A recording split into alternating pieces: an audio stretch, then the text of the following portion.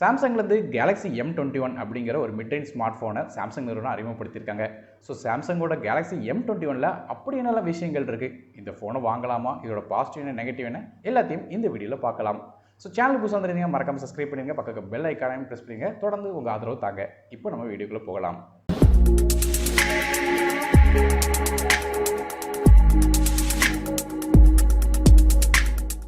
சாம்சங்கோட இந்த Galaxy M21 smart ஃபோனோட பில்லேருந்து ஆரம்பிக்கலாம். பட்ஜெட் செக்மெண்ட்டில் வர்ற காரணத்தினால இதில் வந்து பிளாஸ்டிக் பாடி தான் கொடுத்துருக்காங்க. ஸோ பிளாஸ்டிக் அப்படிங்கிறது ஒரு பெரிய மேட்டர் இல்லைனாலும் அட்லீஸ்ட் பேக் சைடில் ஒரு கிரேடியன்ட் ஃபினிஷாக கொடுத்துருக்கலாம். ஸோ அதுவுமே கொடுக்கல.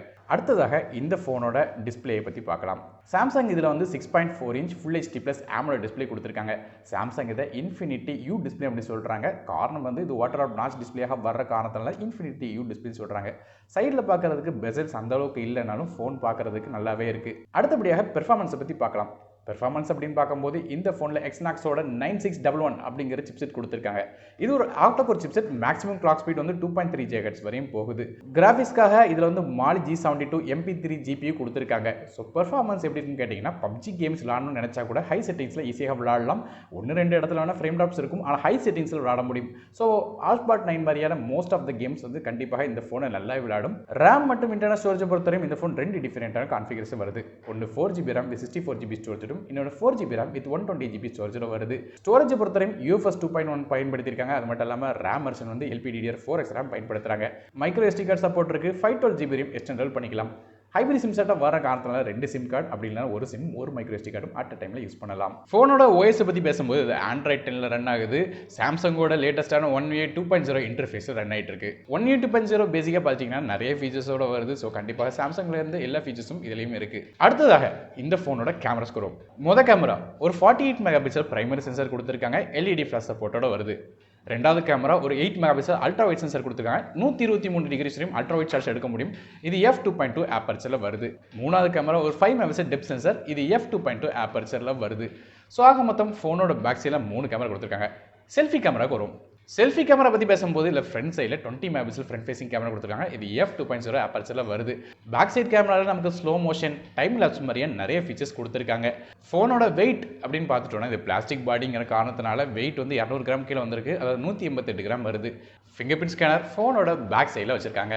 வழக்கமாகவே AMOLED டிஸ்பிளே வச்சிருந்தாங்கனாலே இந்த காலத்தில் வந்து in display finger print scanner வைக்கிறாங்க. ஆனால் சாம்சங் இதை வந்து வழக்கம் போல் பேக் சைடில் கொண்டு வந்திருக்காங்க.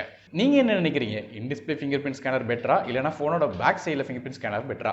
கீழே கமெண்ட் செக்ஷனில் மென்ஷன் பண்ணுங்க. மேலும் இந்த ஃபோனில் வந்து 3.5 audio jack, FM radio, Dolby Atmos மாதிரியான சப்போர்ட்டும் இருக்குது. அதனால் ஹெட்ஃபோன்ஸ்லேருந்து வரக்கூடிய சவுண்ட் குவாலிட்டி நல்லாவே இருக்கும்.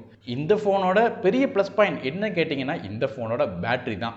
இதில் வந்து 6000 mAh பேட்டரி இருக்குது. ரொம்ப பெரிய பேட்டரி. ஸோ கிட்டத்தட்ட பார்த்தீங்கன்னா மான்ஸ்டர் பேட்டரின்னு சொல்லலாம். ஸோ இந்த 6000 mAh பேட்டரி சார்ஜ் பண்ணுறதுக்கு நமக்கு வந்து 15 வாட் ஃபாஸ்ட் சார்ஜிங் சப்போர்ட் கொடுக்குறாங்க. ஸோ 6000 mAh போது எந்த அளவுக்கு இருக்கும் பார்த்துக்கோங்க. கண்டிப்பாக ஒரு 2 நாள் வரையும் வந்து உள்ள சார்ஜ் வந்து கேஷுவலான யூசேஜ் வந்து யூஸ் பண்ணுறவங்களுக்கு கண்டிப்பாக இருக்கிறதுக்கான வாய்ப்புகள் இருக்குது. நல்லா யூஸ் பண்ணிங்கன்னா கண்டிப்பாக ஒரு நாள் ஃபுல்லுமே வந்து உங்களுக்கு வந்து பேட்டரி வந்து போகும். ஆனால் என்ன தான் 15 வாட் ஃபாஸ்ட் சார்ஜிங் கொடுத்துருந்தாலும் 6000 mAh போது சார்ஜ் பண்ணுறதுக்கு ரொம்ப நேரம் எடுத்துக்கிடும். கண்டிப்பாக வந்து 2 மணி நேரத்துக்கு மேலே சார்ஜ் வரக்கு டைம் எடுத்துக்கிடும். ஸோ இது ஒரே நெகட்டிவ் அப்படின்னு சொல்லலாம். ஸோ மற்றபடி ஒரு 18 வாட்டோ அல்லது 20 வாட் கொடுத்துருந்தாங்கன்னா கொஞ்சம் பெட்டராக இருந்திருக்கலாம். மேலும் ஃபோனில் வந்து dual 4GB VoLTE, dual pant wifi, அது மட்டும் இல்லாமல் நமக்கு ப்ளூடூத் 5 மாதிரியான சப்போர்ட்டும் இருக்குது. சார்ஜ் பண்ணுறதுக்காக USB Type-C போர்ட் கொடுத்துருக்காங்க. கலர்ஸ் அப்படின்னு பார்க்கும்போது இந்த ஃபோன் 2 டிஃப்ரெண்டான கலர்ஸில் வருது. மிட்நைட் ப்ளூ, ரேவன் பிளாக் அப்படிங்கிற கலர்ஸில் இருக்குது. கடைசியாக இந்த ஃபோனோட விலையை பற்றி பார்த்துடலாம். 4GB RAM with 64GB storage உள்ள ஃபோனோட விலை வந்து 12999 சொல்லி கொடுத்துருக்காங்க. அதே வந்து 4GB RAM with 120GB ஸ்டோரேஜோட விலை 14999 சொல்லி கொடுக்குறாங்க. இது அமேசான் வெப்சைட்டில் மார்ச் 23ஆம் தேதியிலேருந்து சேலுக்கு வர்றதா இருக்குது.